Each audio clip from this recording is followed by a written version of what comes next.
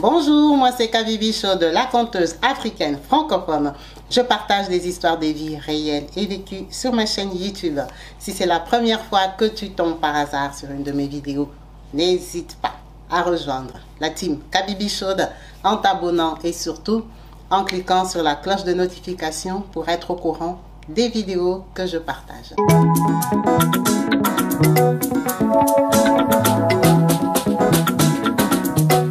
Partout dans le monde, sans exception, abonnez-vous sur la chaîne YouTube Kabibi Show TV.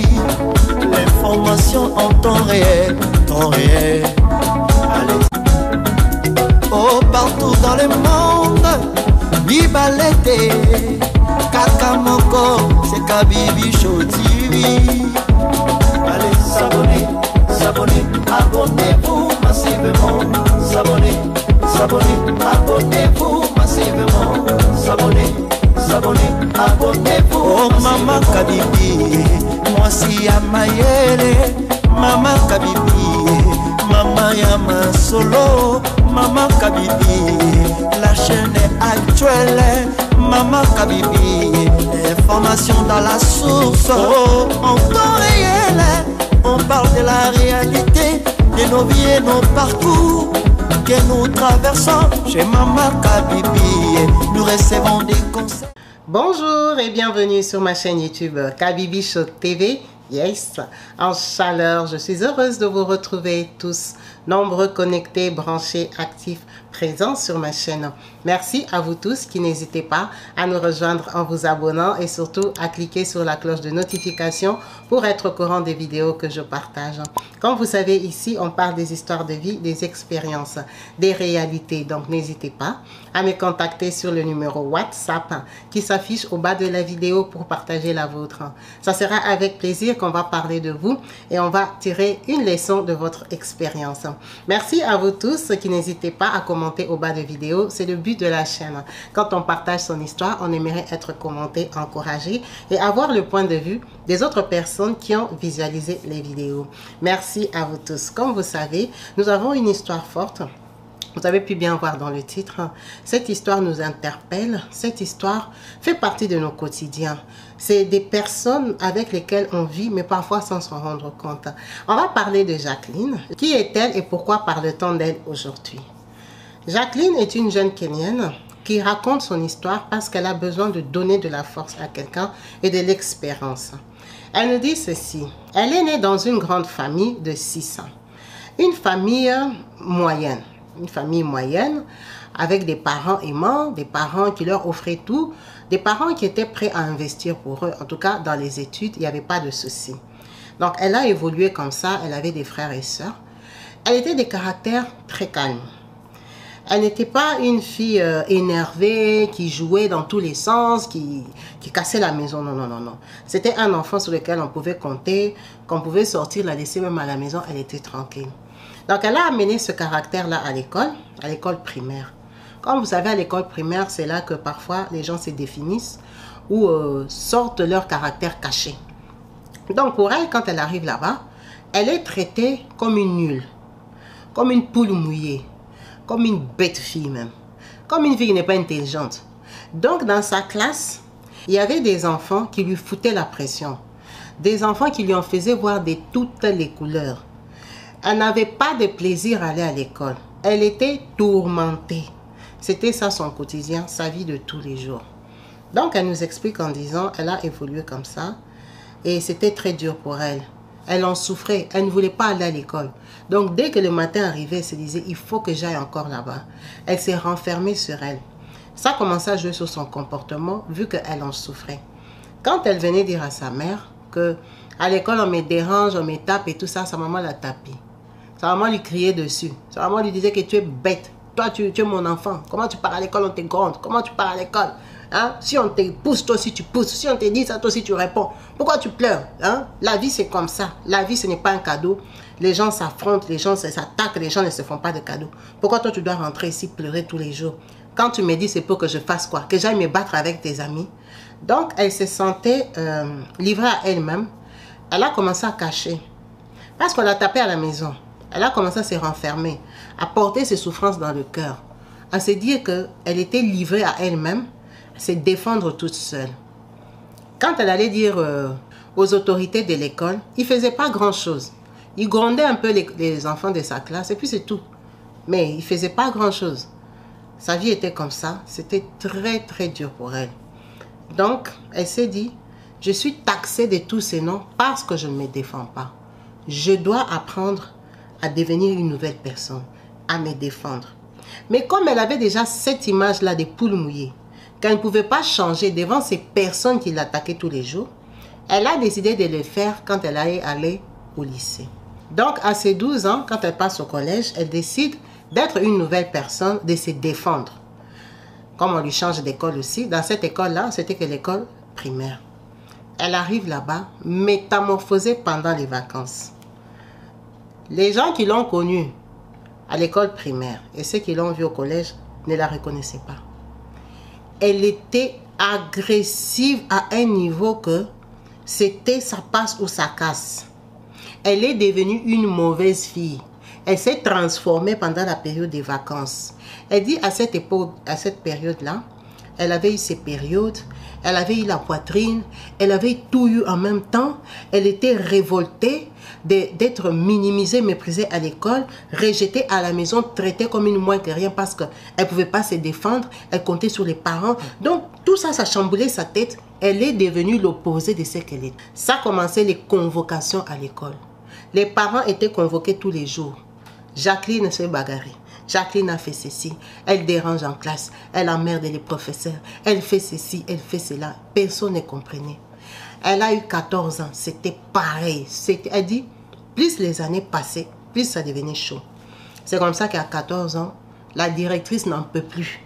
Elle convoque ses parents et dit, écoutez, votre enfant là n'est pas normal. Moi, quand on observe ses comportements, ce qu'elle fait aux élèves, aux enseignants, c'est juste pas possible. Je vous impose de l'amener chez un psychologue. Ils doivent aller contrôler si elle est normale. Parce qu'on ne peut pas la gérer en fait. Elle est invivable. C'est pas ça le but.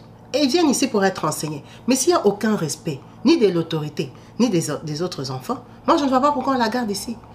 Si elle ne voit pas un spécialiste, elle est virée de l'école.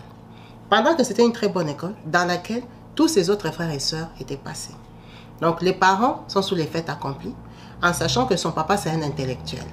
Sa maman c'est une femme au foyer. Donc le papa il décide de l'amener chez des spécialistes.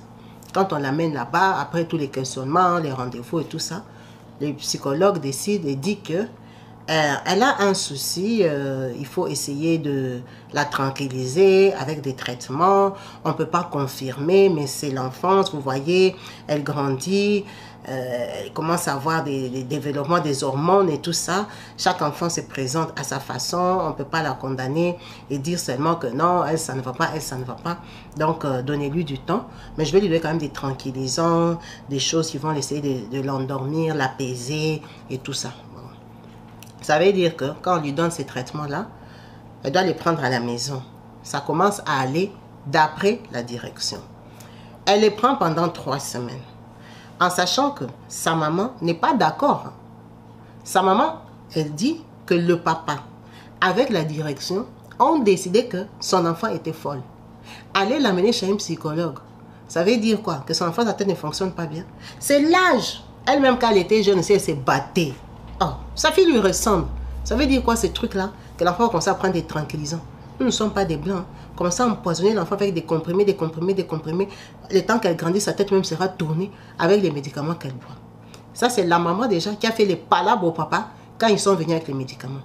Quand elle les prend pendant 3 semaines, elle dit à sa maman, elle ne va plus les prendre parce que ça l'endort, ça la fatigue. Non, elle ne se sent pas bien en fait quand elle prend les médicaments. Sa maman lui dit, fais comme tu veux. Si tu ne me prends pas derrière moi, ça m'arrange. Les histoires de fous là, c'est n'importe quoi. Elle a arrêté de prendre des traitements.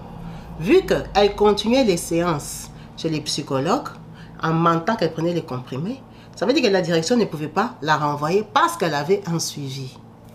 Elle est restée là-bas, foutre la pagaille à l'école.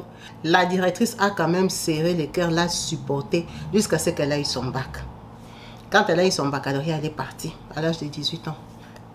Ok, c'était bon débarras. Elle rentre chez eux. Elle dit à ses parents, elle veut faire une formation, hein, des études supérieures, c'était de 2 ans. Ses parents sont très d'accord parce qu'ils offrent des études universitaires à tout le monde. Donc, elle s'inscrit, elle commence à aller à l'université et c'est là qu'elle rencontre Rudy. Elle le rencontre à 19 ans, c'est son copain, avec qui, en tout cas, elle dit qu'elle aimait beaucoup. Elle aimait beaucoup. Ça s'est passé bien, mais il se prenait la tête un peu, vous voyez un peu les relations des enfants. Très vite, à 21 ans, ils ont décidé de se mettre ensemble. Lui, il avait 23 ans, elle avait 21 ans. Ils ont dit qu'ils vont se marier. Les parents sont restés bouche bée. Mais vous faites quoi dans la vie? Nous, on veut se marier. Si on ne se marie pas, on va fuguer. On va partir de vos vies. Tellement que Rudy lui-même, il venait d'une bonne famille. Les parents ont dit d'accord. Mariez-vous. Comme Rudy a dit qu'il fait je ne sais pas quoi, il s'est débrouillé un peu. Qu'il est capable de te supporter. Et que toi, tu dis que tu as fini ton diplôme là. Tu vas chercher le travail. Vous êtes capable de vous supporter. Allez-y. Parce que tu es trop casse-tête. On est fatigué de toi. Ses parents ont accepté qu'elle se marie à l'âge de 21 ans. Elle se marie directement. Elle a un enfant. Elle accouche de son premier fils. Un an après, elle accouche de son deuxième fils. Là, maintenant, ils sont stables. Ils se disent que maintenant, on va travailler. On a 2 enfants. On commence maintenant à chercher l'argent. Elle trouve un boulot. Dans sa boîte, tout se passe bien. Seulement, la responsable, c'est une responsable dans l'église évangélique. Donc, c'est une dame vraiment posée, une directrice gentille, qui vous prend comme ses enfants. Une maman vraiment aimante, qui vous encourage au travail, qui vous comprend. Madame, je viendrai en retard, mon enfant est malade. Tiens seulement. Moi, je suis une ancienne maman, vous êtes les enfants. Elle les encadrait, elle était très aimable. Donc, elle a de la chance, elle a un bon boulot, même si elle ne gagne pas beaucoup d'argent. Elle commence le boulot. Elle avec Rudy à la maison. Plus ils restaient ensemble, plus ils se prenaient la tête. Avant, ils se prenaient la tête parce qu'elle ne travaillait pas. Tout le monde comprenait qu'elle est stressée, elle est aigrie, elle n'a pas d'argent, elle ne travaille pas, elle a les bébés. Mais quand elle a commencé à travailler, le casse-tête, le mal de tête ne s'est pas arrêté. Problème sur problème. Rudy aussi, c'est un jeune garçon. Quand ils se prennent la tête comme ça, ils font quoi? Bagarre. Ils vont se taper, se taper, se taper. Après, ils se demandent pardon, le mariage continue. Ils ont lutté comme ça. Elle était mariée comme ça de 21 ans à 25 ans. À 25 ans, là, donc, elle avait 2 bébés. Rudy s'est fatigué, Rudy a dit qu'il rentre chez eux. Donc il quitte sa femme pour rentrer chez sa maman parce que lui-même il n'a que 28 ans. Elle a dit que s'il rentre chez elle, elle va le suivre. Ça fait tellement de problèmes que Rudy est quand même rentré. Elle est restée avec les enfants. Il a commencé à supporter les enfants et tout. À un moment, ils ont décidé de divorcer. Donc elle a divorcé officiellement à 26 ans. 5 ans après le mariage. Elle divorce, elle reste seule avec les enfants. Elle continue son travail, elle est aidée au boulot. Donc, dès qu'elle a divorcé, c'est devenu encore pire. Parce que la responsabilité était sienne. Rudy n'était pas là, il donnait l'argent. Mais l'argent, 2 enfants, ça ne suffit pas. Il faut s'en occuper. Ça commence à lui foutre encore la pression. Elle est redevenue pire qu'à l'école. Au travail, elle ne s'entendait avec personne. Avec personne des personnes, elle criait sur tout le monde.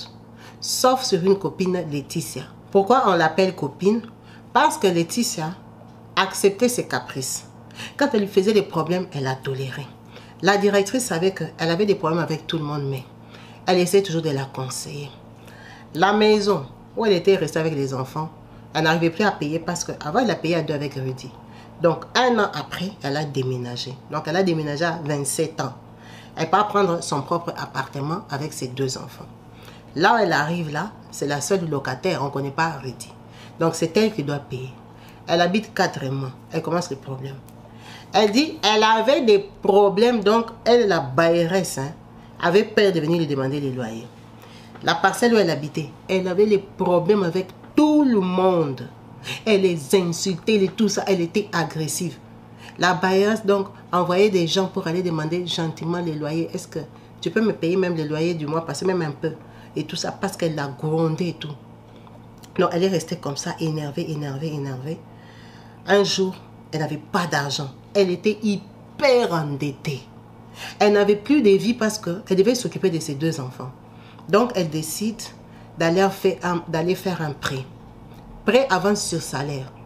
Elle dit à la directrice là, comme elle est chrétienne, elle est gentille, elle est maman, elle lui dit elle a un gros problème. Elle a besoin de 1 000 €. Qu'elle lui donne avant ce salaire de 1 000 €. C'était beaucoup d'argent parce que ça faisait presque 3 fois son salaire. La directrice sait qu'elle vient de divorcer, qu'elle a beaucoup de problèmes. Elle invente une situation. La directrice est d'accord de lui donner les 1000 euros. Quand on lui donne ça, qu'est-ce qu'elle a fait? Elle est partie acheter un frigo pendant qu'elle avait déjà un frigo. Elle-même, elle n'a pas compris pourquoi elle a acheté un frigo. Elle a acheté un frigo, on va appeler ça frigo américain parce que quand tu fermais le frigo, il y avait un endroit où il y avait des glaçons qui pouvaient sortir. Donc tu pouvais prendre, te servir des glaçons au frigo. Mais c'était un frigo avec un seul bâton. Elle a acheté ce frigo-là. Les restes d'argent, elle a demandé pardon à ses collègues qui étaient au travail s'ils pouvaient sortir. Ils sont sortis. Elle a acheté à boire des bouteilles, des bouteilles. Elle a fait la fête, elle a fait la fête. Avec ses collègues. Ses collègues étaient étonnés parce que tout le monde au travail savait qu'elle avait emprunté 1000 euros. Elle a fait la fête, elle a acheté des vêtements et tout ça. Quand elle a terminé, elle a compris que maintenant les 1000 euros là, je vais les rembourser comment? Quand elle a travaillé 2 semaines, elle voit à la fin du mois, la directrice a coupé presque tous les salaires. Elle lui a donné des miettes seulement pour payer les taxis. Elle a dit, ah bon. Donc, moi, je commence à rembourser l'argent là comme ça. Et je vais vivre comment? Ça veut dire que je souffre. Je souffre à cause de quoi? À cause des 2 enfants ici que j'ai accouchés et que Rudy est parti. Il m'a abandonné avec les enfants. C'est ce que je vais faire. Elle appelle une copine à elle. Sa copine, à Nakuru là-bas, elle travaille dans un hôtel. Sa copine est responsable de l'hôtel. Elle lui dit, non, écoute, je suis stressée, je suis fatiguée. J'ai besoin d'un hôtel pour le week-end. Donc, vendredi, samedi, dimanche, si tu peux me trouver une chambre, je viens avec les enfants. Trouve-moi une petite suite. La copine lui dit, il n'y a pas de souci. Comme toi, tu viens à mon nom, moi, j'ai une carte pour l'hôtel. Je veux prendre avec ma réduction. Ça va te faire, prenons 300 euros pour le week-end. Elle dit, ok, d'accord. Comme elle a l'argent de salaire, elle part, elle paye l'hôtel. Tout l'argent qu'on lui a payé, elle paye ça à l'hôtel. Ok, elle se rend là-bas le week-end avec les enfants. Elle dit, elle voulait offrir aux enfants un beau week-end. Donc, elle leur a demandé ce qu'ils voulaient. Ils ont acheté les McDo, ils ont acheté les bons trucs que les enfants voulaient, les pizzas, tout ce que les enfants voulaient. Elle a acheté les jus qu'ils aimaient, tout ça. Elle dit que ces 2 enfants-là, elle les a éduqués de façon à ce que dès qu'ils se réveillent le matin, première chose à boire, c'est de l'eau. Parce qu'elle estime que l'eau, c'est important. C'est bien pour commencer la journée. Donc, ces enfants, dès qu'ils se lèvent, ils boivent de l'eau. Même à la maison, c'est comme ça. Donc, ils arrivent à l'hôtel. Elle a acheté des bouteilles d'eau. Et elle a acheté aussi du poison. Pourquoi? Parce qu'elle avait des dettes. Elle était seule dans sa vie. Le travail, elle leur devait de l'argent. Elle ne voyait pas comment elle allait s'en sortir. Elle s'entendait avec personne. Même pas avec ses parents. Ses frères et sœurs ne la calculaient pas. Parce que comme elle était problématique, tout le monde avait pris les distances. Rudy était passé à autre chose. Il vivait avec une autre fille. C'était à elle de souffrir avec les enfants. La vie ne lui disait plus rien. Elle était fatiguée de se quereller avec les gens. C'est qu'elle vit ça tous les jours. Tu cries, tu es énervé. Sa vie l'étouffait en fait. C'est comme ça qu'elle décide d'aller à l'hôtel. Comme ça, il passe un bon week-end. Elle met le poison à ses enfants, ils meurent. Et puis elle aussi, elle boit, elle meurt. Comme ça, le matin, on viendra seulement les trouver. Ils sont morts. C'était ça son plan. Donc, elle arrive à l'hôtel. Papa, elle met le poison dans la bouteille. Elle ferme, elle met ça. Elle garde d'abord la bouteille en haut. Parce que son projet, c'était, si eux, ils boivent ça le matin, la dose qu'elle avait mis là, comme ça, vers le midi, 13h là, quand ils vont mourir, elle aussi, à midi, elle peut se donner la mort. Donc, c'était un calcul. Ils devaient boire ça le matin parce que les enfants, l'après-midi, comme ça, leur dit de boire de l'eau. C'est comme la punition, ils boivent les Fanta, le Coca. Or, le matin, ils boivent bien un verre d'eau complet. Donc, ils ont passé une superbe après-midi. Ils ont rigolé, regardé les films et tout et tout. Tout se passe très bien. La nuit, les enfants, bisous, bisous, bonne nuit, maman. Ils font la petite prière. Les enfants dorment. Elle était hyper stressée. Elle n'a pas dormi. Un coup, elle met son téléphone en mode avion. Un coup, elle enlève et regarde qui m'avait cherché. Elle faisait ça toute la nuit. Elle était stressée, elle attendait le matin. Donc, son truc de mettre son portable en mode avion et puis les désactiver, l'activer, les désactiver, sa copine collègue, Laetitia, avec qui elles étaient jeudi, a vu qu'elle n'est pas venue travailler vendredi, ça l'a inquiétée. Elle a cherché toute la journée vendredi. Elle mettait son téléphone sur mode avion appel. Laetitia était passée chez elle et Laetitia ne l'a pas trouvée. Laetitia est repassée chez elle très tard vendredi soir. Dans la nuit, elle ne l'a pas trouvée. Ça l'a inquiétée. Malgré qu'elle savait que c'était une copine tête brûlée qui querellait tout le monde. Sa copine là, tellement elle avait des problèmes au travail qu'elle se disait, toi, on doit t'amener chez les fous. Parce que la façon que tu réagis, aujourd'hui tu es mon ami, demain tu te retournes contre moi, tu me crées des problèmes et tout ça. Mais Laetitia l'a supporté. Donc Laetitia, comme elle connaissait la maman de Jacqueline ici, elle a pris l'initiative d'appeler la maman. Dit, maman, Jacqueline n'est pas venue travailler. Et je suis passée 2 fois chez elle, elle n'est pas là. Même les enfants ne sont pas là. Tu sais où elle est partie? Parce que son téléphone ne passe pas. La maman dit, ne passe pas quoi? La maman appelle, ça ne passe pas. Elles se disent, on reste en contact. Si tu as de ces nouvelles, tu m'appelles, tu me fais signe. Mais moi-même, je vais aller là-bas demain, samedi. Ça, c'est la maman qui dit. Ok. Donc, Jacqueline l'a cherché toute la journée de vendredi. Samedi, c'était le jour où elle a fait la mixture, les mélanges. C'était pour que les enfants boivent ça dimanche matin. Donc, quand ils allaient boire, ils décèdent vers dimanche midi là-bas. Elle essaie d'aller boire. Quand on viendra les trouver dans la chambre, et ils sont déjà morts. C'est comme ça que la nuit de samedi à dimanche, elle ne dort pas, elle attend et tout. In and out, in and on, les téléphones. Elle a posé le téléphone à 6 h du matin. Elle était tellement fatiguée qu'elle a dit, je vais au petit coin, juste me soulager rapidement. Je reviens dans la chambre parce que les petits là, ils vont se réveiller à 7 h, 8 h. Vous savez, les enfants, à quelle heure ils se réveillent. Quand elle va au petit coin, elle laisse son portable sur le lit. Alors que le portable, il était en vibreur, mode vibration. Elle pensait que son téléphone était en mode avion, alors que le téléphone était déverrouillé. Elle pose le téléphone sur le lit, à côté de l'enfant. Elle part au petit coin. Le téléphone reste sonné. Grou, grou, grou. Pour elle, elle sait que les enfants dorment. L'enfant prend le téléphone et répond, allô, allô, c'est mamie. Oui, mamie. Ah, vous êtes où? Les enfants ne savaient pas ils étaient où parce que... Dit, non, mamie, nous ne sommes pas loin de la cathédrale et pas loin de la station d'essence. Parce que quand nous sommes dans la chambre, par la fenêtre, on pouvait voir la cathédrale et la station d'échange. Nakuru, c'est une grande ville, mais et ils sont nés là-bas, ils ont grandi là-bas. Directement, la maman comprend où ils sont. La cathédrale, il n'y en a qu'une. La station d'essence. Donc, on voit à peu près là où vous êtes. C'est l'Afrique. C'est pas comme s'il y a 15 cathédrales. C'est comme ça que la maman se rend compte que oui, dans cet hôtel-là, elle connaît une fille. Donc, ils doivent être à l'hôtel parce que l'enfant dit qu'ils ont dormi là-bas. La mamie dit, ok, d'accord. Et maman, elle est où? L'enfant dit, je ne sais pas, et tout, et tout. L'enfant raccroche avec la mamie, pose le téléphone. Tout ça, elle ne sait pas, elle est aux toilettes. Elle termine, elle rentre. Quand elle prend son téléphone est bien éteint, l'appel est fini. Donc, elle ne sait pas que la maman a appelé, elle ne sait pas que son téléphone n'est pas verrouillé. Donc, elle reste avec son téléphone, elle attend 7 h, 8 h, que les enfants se réveillent tout seuls, comme ça ils vont boire de l'eau. À sa grosse surprise, 15 minutes après qu'elle soit venue des toilettes, elle entend à la porte. Oh, mais c'est qui vient à la porte comme ça? Ouvre la porte et tout ça. Elle ouvre la porte comme ça. Sa maman, avec ses frères. Toi, qu'est-ce que tu fais ici? Hein? Tu es venu ici depuis vendredi, on te cherche. Toi, tu joues avec les enfants. Allez, réveillez-vous. Et tout ça. La maman est venue réveiller les enfants, la gronder comme dans ses habitudes. Comme sa maman l'a grondé là-bas. Pourquoi tu as fait avec les enfants? On te cherche partout. Toi, tu es irresponsable. Toi, tu es comme ci, toi, tu es comme ça. Allez, venez, ils sont pas. Votre maman là. C'est comme ça qu'on est venu prendre les enfants et elle-même, on les a délogés. C'était le dernier jour, c'était dimanche. On les a délogés. Les enfants n'ont pas bu l'eau. Elle est partie, elle a laissé sa bouteille d'eau dans l'hôtel. Tellement que la maman a pris les enfants et tout ça. Donc, elle est restée perdue. On est parti avec les enfants. Donc, son plan a foiré.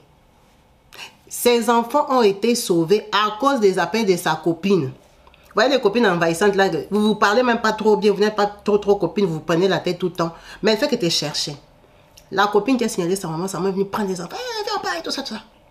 C'est comme ça qu'ils sont sortis. Elle a laissé la bouteille d'eau dans les frigos de l'hôtel. Vous là qui aimez prendre les bouteilles d'eau des clients, des coca, des vins, les clients habillent, il a laissé. Toi, tu viens seulement, tu prends. Regardez des bouteilles d'eau comme ça, quelqu'un avait mis le poison dedans, elle-même était consciente. Toi, tu viens que la bouteille est pleine, ils n'ont pas bu. Quand tu bois l'eau du client, tu sais ce qu'il y a dedans. Elle avait laissé la bouteille d'eau. Et cette histoire, c'est en 2016. Hein? C'est pas vieux. Elle a laissé la bouteille d'eau. Ils sortent, ils rentrent. Quand ils rentrent, du coup, elle est hyper stressée parce que son plan a raté et elle n'a plus d'argent pour continuer la vie. Comment elle va faire? Elle perd la tête. Elle commence à crier. Elle est dans tous les sens. Maintenant, la maman ne comprend pas pourquoi elle est dans tous ces états-là. Quand on essaie de la calmer, ça ne va pas. Ses frères décident de l'amener à l'hôpital. Qu'on aille voir pourquoi elle est agitée comme ça. C'est comme ça qu'à l'hôpital, on l'amène du côté psychiatrique. On arrive là-bas, on la garde. C'était dimanche. Lundi, quand les médecins viennent, ils font des diagnostics et tout. Il la déclare bipolaire au niveau. Grosse bipolaire. Donc bipolaire qui commence à toucher les cerveaux. Ah bon?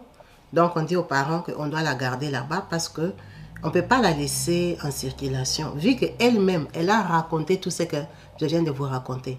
Que ce qu'elle avait mis dans l'eau pour donner à ses enfants. Les médecins ont compris que ça ne va pas la tête. Ils ont dit qu'ils vont la garder, ils lui ont expliqué son cas et tout ça. Elle a compris. Donc quand elle reste là-bas, elle ne sait pas qu'elle reste pour une longue période. Elle reste comme ça pendant 1 mois et demi. Après, elle ne s'améliore pas parce qu'on fait que la shooter, lui donner des comprimés, des médicaments, elle dort et tout ça. Elle s'est dit, bon, je dois être plus maligne que ça. Moi, je ne suis pas une folle.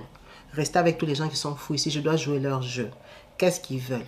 Comme c'était un grand centre privé qui avait l'argent, parce que ses parents ne la laissaient pas, quoi. Elle décide de comprendre c'est quoi bipolaire. Quand elle part taper, elle regarde tous les signes de bipolaire, comment ils se comportent, elle dit, ok, si je veux sortir d'ici, je ne dois pas faire tout ce qui est écrit ici, les signes de bipolaire. Donc, elle change encore de comportement. Vous savez qu'elle avait changé de comportement, qu'elle avait changé de classe. Elle a cette capacité-là. Elle est redevenue normale. Elle est redevenue calme, docile. Elle a commencé à être gentille avec les infirmières, faire des photos. Les infirmières lui faisaient même des photos et des snaps pour montrer au médecin, regardez, aujourd'hui on était avec Jacqueline toute la journée, Jacqueline était bien. Elle est devenue normale, elle est devenue gentille, elle est devenue... Donc les infirmières ne pensaient même pas qu'elle peut être malade. C'est comme ça qu'elle joue bien son jeu. 1 mois après, tous les tests, on a compris qu'elle est normale, on l'a libérée. Elle est rentrée chez ses parents parce que la maison l'a délogée, la bailleresse l'a profité pour la chasser parce que déjà elle ne payait pas le loyer. Elle se retrouve chez ses parents avec ses enfants qui y habitaient, qui vivaient déjà. C'est comme ça qu'avec les parents de Rudy, ils décident de récupérer les enfants. On donne les enfants à Rudy parce qu'elle fait des in and out avec l'hôpital. Donc, elle comprend sa situation, qu'elle est retirée des enfants, elle n'a plus de boulot, elle doit 1 000 $ et tout ça. Elle vient rester à la maison. À la maison, elle est traitée comme ça pendant 3 mois. Elle a la bonne idée d'aller quand même au travail pour dire à la dame, là, la directrice, comme elle était gentille, que je te dois toujours 1 000 $, je suis consciente. La directrice, quand elle arrive, la directrice l'embrasse, dit qu'est-ce qui s'est passé, on m'a dit que tu étais malade et tout, ça va, est-ce que tu te sens apte à reprendre le boulot? Imaginez que la directrice là, elle est partie peut-être 6 mois, quand elle revient, la directrice l'a prise au travail, on ne l'a pas virée, ce qui est très rare en Afrique. Quand tu as des problèmes, on te lâche par ton travail, va te démerder, ce n'est pas notre affaire. Donc la directrice l'a reprise après 6 mois à la maison. Elle lui a dit, d'accord, tu vas payer la dette doucement, doucement, je sais que tu n'es pas bien. C'est comme ça qu'elle reste à ce boulot-là. Donc, elle reprend son boulot avec ses collègues qui savent maintenant qu'elle est bipolaire et tout. À cette période-là, elle était calme. Un soir, elle part au travail et se rend compte qu'elle n'a pas d'argent. Donc, elle appelle sa maman parce qu'elle veut que sa maman vienne la chercher. C'est des mères pour qu'elle ait l'argent pour rentrer à la maison. Toutes ses collègues sont parties. Elle est restée là-bas. Elle n'a pas compris. Pour appeler sa maman, elle a fait 2 heures du temps à réfléchir. Quand elle termine de réfléchir à 20 h, elle décide d'appeler sa maman. Ça passe, sa maman ne répond pas. Elle reste sur la route. Elle réfléchit jusqu'à 21 h. Elle appelle sa maman. Oh maman, je veux que tu viennes me chercher et tout ça. Sa maman demande tu es où? Oh, depuis que j'ai quitté le travail, je sais pas, dans tel rond-point. Elle dit, mais toi, ça ne va pas ta tête. Il est 21 h, c'est maintenant que tu m'appelles pour que je vienne te chercher. Moi, je ne vais pas te chercher des merdes. Toi, tu travailles. Comment toi, tu as fait pour aller au travail sans argent? Sa maman a refusé. Sa maman arrivée, elle n'avait même pas 1 €. Elle s'est tapée à pied du rond-point où elle était jusqu'à chez eux. Elle est arrivée chez eux à 23 h parce qu'elle n'avait vraiment rien sur elle. Et quand elle est arrivée, elle était tellement enragée, elle avait la colère. Elle était fâchée contre sa maman. Et sa maman, comment elle la reçoit? Comme une vraie maman africaine. Toi, bête fille, tu étais où? Tu n'en fais qu'à ta tête. Tu exagères. Comment toi tu fais des choses comme ça? On dépense de l'argent pour te soigner. Tu fais exprès. Et tout. Irresponsable. Un enfant de ton âge peut quitter la maison, aller au travail sans argent de transport. Tu t'imaginais quoi? Toi, tu crois que tu as un bébé au sein? Toi, tu crois que sa maman commence à parler. Elle dit, quand sa maman parlait, elle avait encore son sac. Elle n'était même pas encore entrée dans la maison. La maman l'attendait seulement dans la véranda là. Vous voyez la véranda dans laquelle tu dois passer et puis à la porte d'entrée. La maman était debout là-bas. La maman en train de parler, À un moment, ses yeux se sont ouverts. Boum! Elle a regardé à côté de sa maman. Il y avait le fer à vapeur. Vous voyez le fer à vapeur, il n'était pas branché. Elle a eu seulement l'idée que si je prends le fer à vapeur là, je lui donne un coup, elle peut perdre la vie. Maintenant, si elle perd la vie, elle sera calme. Elle va me laisser tranquille et je ne veux plus jamais l'entendre crier. En fait, elle m'énerve. C'est à cause d'elle que je suis comme ça. Elle crie trop. En fait, quand sa maman criait, elle voyait les flashs. De quand sa maman l'a grondé quand elle était petite, quand on l'a tapée à l'école et tout ça. Tout ça là, ça lui revenait. Ça lui a fait les vertiges. Elle regardait comme ça, elle regardait. Donc, elle se voyait déjà qu'elle avait déjà pris les fers, qu'elle avait enfoncé ça et tout ça. Maintenant, elle a commencé à crier. Elle a commencé à crier. Elle a commencé à crier, mais elle ne parlait pas. Sa maman dit, regarde comment tu es une folle. Regarde comment tu manifestes la folie. Regarde. Sa maman agitait dans sa tête, ça tournait, ça tournait, ça tournait. Elle a crié. Elle a commencé à courir. Elle a commencé à courir. Que la maman dit, maman, c'est vraiment une folle. Elle a appelé ses frères. Eric, papi, vous êtes où? Allez attraper. Jacqueline, elle a fui. Elle a couru, pourtant elle venait de marcher de 21h à 23h. Elle a dit la force qu'elle a eue. Parce que dans sa mémoire, elle ne sait plus si elle avait déjà tué sa maman. Maintenant, elle courait parce qu'elle croyait qu'elle avait tué sa maman. Donc, tout était chamboulé. Elle a couru avec une force que ses frères se sont fatigués, ils ont pris la moto. Elle a couru, elle a couru, elle a couru. Quand elle est arrivée à un endroit, elle n'a pas compris. Elle est arrivée dans une grille, elle a commencé à taper. Oh, secours, oh, secours, oh, secours. Alors que la grille, là, c'était où? Chez les psychiatres, chez les psychologues. Au centre, là, elle habitait. Elle-même, elle a couru de chez eux. Elle a couru de chez eux jusqu'à là-bas. Même les gardiens étaient étonnés. Mais je suis là, je vais ouvrir. Pourquoi tu tapes là-bas? La porte est ouverte. Elle ne faisait que taper. Oh, secours. Ses petits frères sont venus, ils sont garés avec les motos là-bas. Ils sont en train de la regarder. La grille est ouverte ici. Elle tape sur la grande grille. Oh, secours. Oh, secours, secours. Les gardiens ont dit, ça va laisser là, on va appeler les infirmières qui sont là-dedans. Elles sont venues et tout ça, les infirmières sont venues. Nous sommes là, ton secours. Elle les a tenues comme ça. Protégez-moi, protégez-moi. On a regardé donner les calmants. On a dit à ses petits frères, restez dehors parce que vous, on ne sait pas comment elle vous voit dans sa tête. Peut-être vous êtes comme des zombies, vous êtes comme... Donc restez seulement là-bas. Comme elle est ici, elle croit qu'ici elle est en sécurité. Partez. Allez dire à vos parents qu'elle-même elle a fouillé ici chez les psychologues. C'est comme ça qu'elle entre là-bas, on l'a shootée. Elle a dormi. Depuis qu'elle se rappelle qu'elle avait fouillé chez eux là-bas. Elle s'est réveillée l'après-midi. Les infirmières là, comme les médecins n'étaient pas là, ils ont dosé à leur façon là. Bon, elle a dormi toute la journée. Quand elle se réveille, maintenant elle voit les médecins qui lui disent que ça va, c'était une bonne décision de courir jusqu'à eux. Quand elle est en difficulté, effectivement, elle doit venir se présenter là-bas parce qu'effectivement, ici on t'aide, ici nous sommes là de ton côté, nous nous t'encourageons, nous. Et elle a expliqué tout ce qu'elle avait vu là. Elle demande, est-ce que ma maman, elle est morte? Ta maman? Elle dit oui, parce que hier avec le fer à repasser, je ne me rappelle plus. Oh, la maman ne savait même pas qu'il y avait le fer à repasser, elle faisait que faire la gueule, elle ne savait pas qu'on avait déjà calculé. Donc, on vient informer à la maman qu'à côté de toi, il y avait un fer. Elle dit oui. Wow. Dans sa tête, elle pensait que tu avais enfoncé les fers et tout ça. C'est pour ça qu'elle fouillait. La maman dit ouais, il y a déjà des projets de mort pour moi.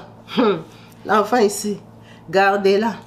On l'a gardée là-bas. Elle a tapé là-bas 1 an et demi. Shooter tous les jours, donner les médicaments, faire des rééducations, lavage des cerveaux, parler. En tout cas, elle dit qu'elle a été vraiment bien traitée. Quand on a vu que sa tête était normale, toute cette période-là, ses enfants étaient chez les beaux-parents, chez les parents d'Hérédie. Après 1 an et demi de traitement, on a jugé bon qu'elle s'était beaucoup calmée et tout, qu'on pouvait la sortir et tout. Quand on l'a sortie, on lui a dit si elle veut revenir, elle peut revenir à n'importe quel moment. La porte est ouverte, elle a sa chambre. En sachant que c'était payant, c'est ses parents qui payaient. Ses parents payaient au privé. Donc elle a accepté. Maintenant, quand elle sort, tellement qu'elle avait trop parlé quand elle était là-bas, comment elle détestait ses enfants, comment elle détestait Ribi, il avait laissé avec les enfants, et puis un coup elle les aimait, et puis après, à la fin de son séjour, elle aimait ses enfants. Donc le médecin avait compris qu'elle aime ses enfants. Donc on lui a dit qu'elle va commencer à faire visite des enfants 1 heure par semaine, hein, les voir. Les premiers jours qu'elle est partie les voir pendant 1 heure, pendant qu'elle les aimait là, dans son cœur, elle a senti plusieurs sentiments. Mais comment ils ne sont pas morts? Mais donc, à cause d'eux, je suis toujours en contact avec Ruby. Mais je les aime beaucoup comme ça pour... Oh là là. Donc, ça l'a perturbée. Elle a fait que 15 minutes, elle est partie. Elle a dit, si je reste ici, je vais comme ça crier, on va dire que je suis folle. Je rentre. Elle est rentrée. Elle dit, elle a eu du mal à tolérer ses enfants dans sa vie. Elle a fait peut-être 2 ans pour se rendre compte qu'en fait, elle les aimait. Pourquoi? Parce que sa maman commençait à l'amener à l'église pour qu'on prie pour elle. Elle dit, les gens ont prié pour elle, mettre les mains, là, faire comme ci, faire comme ça. C'est comme ça qu'avec les prières, elle a commencé à s'apaiser, elle a commencé à comprendre que la bipolarité, en fait, ce n'est pas la folie, c'est un dérèglement, c'est des sentiments mélangés et tout ça. Et qu'elle devait se défouler pour s'affirmer en tant que bipolaire. Qu'est-ce qu'elle a fait? Elle est partie sur les réseaux sociaux, sur Facebook. Sur son Facebook, elle a fait un direct. Elle a expliqué toute sa vie, même comment elle voulait empoisonner ses enfants. Ça a fait un direct peut-être de 3 heures de temps. Les gens sont venus, les gens s'est partagé la vidéo. Son direct a fait boum comme ça.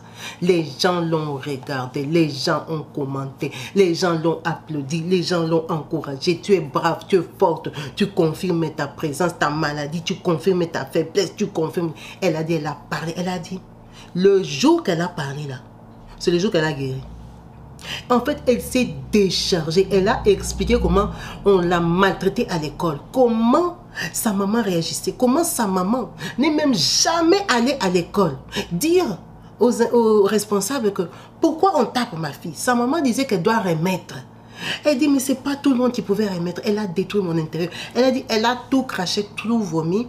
Comme si elle parlait à un psychologue pendant qu'elle parlait sur les réseaux sociaux. Elle dit ces jours-là, elle a eu des likes, des j'aime et des partages. Les gens lui ont écrit inbox, inbox, inbox. Que le lendemain, elle a ouvert un Facebook avec titre pour les personnes bipolaires ou tendance à bipolarité. Elle dit en demi-journée, elle avait déjà 60 abonnés qui avaient des histoires à raconter. Donc, elle a fait ces petits groupes-là. Et dedans, ils ont commencé à avoir des échanges. Elle dit, à sa grosse surprise, c'est elle la gérante de ce Facebook-là. Dans ce Facebook-là, il y a des serviteurs de Dieu. Il y a des directeurs de sociétés, des responsables dans des grosses boîtes qui font partie de ce groupe-là, même s'ils ont déjà mis des faux noms sur Facebook. Mais elle les connaît. Elle dit, vous ne pouvez pas vous imaginer les nombres de bipolaires avec lesquels on vit. Les nombres de bipolaires qu'on fréquente, qu'on côtoie, avec qui on travaille, les nombres de bipolaires qui sont nos voisins. Elle dit, vous ne pouvez pas vous imaginer. Le groupe s'est transformé, il y a du monde, il y a des échanges. Ils ont commencé à faire des réunions. Les intellectuels du groupe ont commencé à faire des forums où chacun vient se déverser, chacun vient parler, sans psychologue, sans personne. Elle dit, c'était un plus gros remède que d'aller chez des psychologues. Parce que là-bas, tu comprends que c'est toi la folle et c'est moi le normal. Elle dit, mais quand tu parles à quelqu'un qui est comme toi, tu lui expliques ton problème, il t'explique le sien, tu comprends que ça va dans le même sens, que vous êtes un peu pareil, mais c'est quelqu'un de la vraie vie. Lui, il est dans la société. Pourquoi moi, je suis pointée du doigt? Pourquoi moi, on veut me soigner? Pourquoi moi? Elle dit, sa guérison a commencé là. Et à partir de là, 1 an après, ses enfants lui manquaient à mort. Elle est redevenue normale, une maman qui a des sentiments normaux. Elle a commencé à dire, mais j'ai des fils, j'ai des enfants, est-ce que je suis... Comment je voulais faire ça? Pourquoi je voulais faire ça? Mais mes problèmes des sentiments d'amour avec Rudy, qu'est-ce que ça va avec les enfants? Pourquoi je voulais... Du coup, elle a appelé ses enfants. Elle leur a demandé de savoir s'ils voulaient lui parler. Ils ont dit oui, parce qu'ils avaient déjà grandi. Donc, ils sont venus. Elle leur a dit, vous savez que maman prend des médicaments, parce qu'elle en prend jusqu'aujourd'hui. Elle dit, il faut mélanger la normalité avec les traitements recommandés, plus la prière et tout ça. Tout ça, là, la combinaison de 3, ça fait d'elle une personne normale et apaisée. Elle leur a expliqué qu'elle prenait des médicaments pour éviter des crises. Ce n'est pas parce qu'elle est folle, mais c'est pour éviter des crises qui peuvent être réveillées par des émotions fortes, par des peurs, par des chagrins, par des stress. Donc, quand tu prends les pilules, ça t'empêche que les émotions explosent. C'est pour ça qu'elle les prend. Mais ce n'est pas parce qu'elle est folle ou comment. Non. Elle les prend juste pour être sûre qu'elle est tranquille. Donc, depuis là, jusqu'aujourd'hui, elle travaille dans cette même boîte-là. On ne l'a jamais chassée. Ses collègues ont compris. Elle n'a plus de problèmes. Elle paye son loyer. Elle a déjà quitté chez ses parents. Elle s'est reprise en charge. C'est une femme normale, très sollicitée, qui parle avec des personnes, des milliers de personnes, qui échangent, qui veulent des conseils de sa part. Donc, elle partage cette histoire pour réveiller un bipolaire, pour réveiller quelqu'un qui souffre d'une affection, qui souffre d'un sentiment de rejet, de savoir que quand tu es rejeté comme ça, la grosse solution, le bon remède, c'est d'en parler. d'en parler et d'en parler en profondeur, réellement, de vomir, de cracher, ce que nous portons depuis l'enfance. Elle dit les émotions d'enfance ne sont pas négligeables parce que ça transforme les personnes, ça change leur caractère, leur perspective de vie. Ça les rend soit bons, soit méchants, soit mauvais. Mais pourquoi? Parce qu'ils ont été traumatisés dans l'enfance. Ils ont rencontré de très très mauvais amis qui sont partis de leur vie, qui ne sauront même pas ce qu'ils sont devenus, mais qui ont impacté leur être tout entier. Elle dit alors ça, il faut le dire. Ça, il faut le dénoncer. Ça, il faut s'exprimer. Il faut libérer la parole. Il faut vomir ce qu'il y a en soi pour être libre. Parce que quand tu caches cette frustration-là, elle dit en fait, ses réactions, c'était toujours de prouver qu'elle n'était pas nulle, qu'elle n'était pas moindre, qu'elle n'était pas bête, qu'elle était meilleure. Elle est restée dans cette défensive jusqu'à l'âge adulte, jusqu'au travail. Donc, quand la relation s'est brisée avec Rudy, elle ne voulait pas être le mouton, la femme que on est venu, on t'a fait des enfants et je pars, je te laisse avec des gosses, là, qu'à te démerder, tu galères. Donc, elle voulait les enlever. En fait, elle avait tellement d'idées dans sa tête que elle ne comprend pas comment elle arrivait à ses conclusions. Donc, c'était son histoire et son partage. Merci à vous tous d'avoir suivi cette vidéo en espérant que vous en avez tiré les leçons, que vous avez appris quelque chose, que ça va rajouter un petit plus dans votre façon de vivre, de faire les choses et de comprendre les personnes qui sont autour de nous, de savoir qu'ils peuvent être atteints, affectés par une petite maladie de bipolarité, peut-être pas très visible à l'œil nu, mais dans le comportement de tous les jours et les réactions, ça se ressort, ça se voit. Merci pour votre compréhension. Merci à vous tous. Ne manquez pas à marquer vos commentaires, vos points de vue au bas des vidéos, commenter l'histoire, encourager les personnes fragiles, donner vos points de vue sur le but de la chaîne. En vous remerciant d'avance d'être branchés et connectés sur ma chaîne. Je vous dis à la prochaine. Peace and love chez vous. Bye.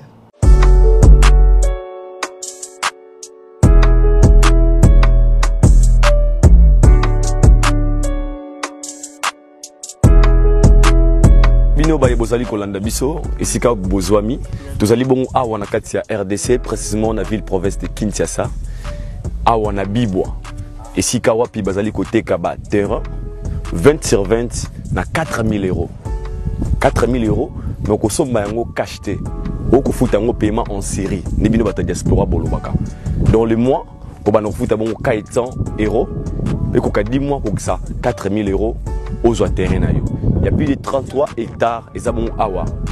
Bande ko bazali na yango, vous en a posé à terrain, contactez maman Kabibi, vous a beaucoup plus de précisions. Au bing na numéro wana maman Kabibi, a repé sabino ba détail nyonso na baye bazana posé ko zo terrain awa na kati ya Bibwa. Na yebi ke terrain comme pétrole awa na kati ya Congo, mais ça chance ba petite opportunité à ko saisir. Vous en a 4000 euros na yo au sombi mais au foot yango cash te. Eza cadeau maman apesi bino ba bazana posé à ba terrain. Référence ezali sénateur Mabaya. Baye bayebi Bibwa bayebi sénateur Mabaya des références à Okoma awa. Na bag na bino na prince kobanda makadam ti Okoma awa 30 minutes au komisika tozali pe ozui terrain na yo. Donc na komisika un message pour lobby on bate aidor obetaki li solo te. To beteli bino li solo. Chance tikali na ngambo na bino.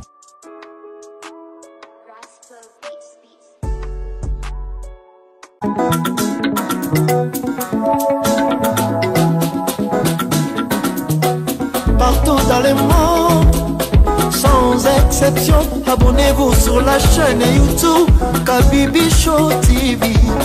L'information en temps réel, Allez. Oh, partout dans le monde, Bibalete, Kakamoko, c'est Kabibi Show TV. Allez, s'abonner, abonnez-vous massivement. S'abonner, abonnez-vous massivement.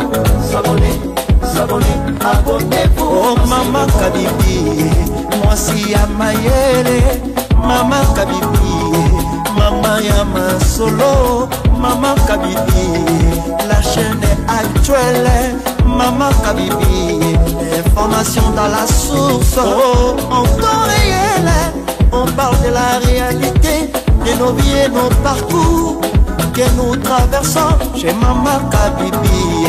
Nous recevons des conseils, des avis, des qualités. Dans la team Kabibi Show, la team de qualité, c'est la team d'exception. Oh Maman Kabibi, Maman africaine, Maman Kabibi, Bendele ya mboka chez Maman Kabibi. Moi si kitoko, Maman Kabibi, la sagesse, la différence. Elle nous parle des histoires réelles, l'histoire vécue, remplie des émotions, avec éloquence classe, la maman de la francophonie, Maman Kabibi, Kabibi Show TV, Maman Kabibi, Maman ya bana, Maman Kabibi, Maman ya boboto, Maman Kabibi, Kabibi Show, Kabibi wetwe, la team Kabibi Show TV, Bendele ya mboka, topesi olongonya, Kabibi Show. Abonnez-vous massivement, abonnez-vous massivement, abonnez-vous massivement. Topanza sango ya Kabibi Show TV, toyoki na matoi tomoni na miso tondimi, tobekeli yoma oko, la team Kabibi Show, Kabibi Show, Kabibi Show. Abonnez-vous massivement, abonnez-vous massivement, abonnez-vous massivement.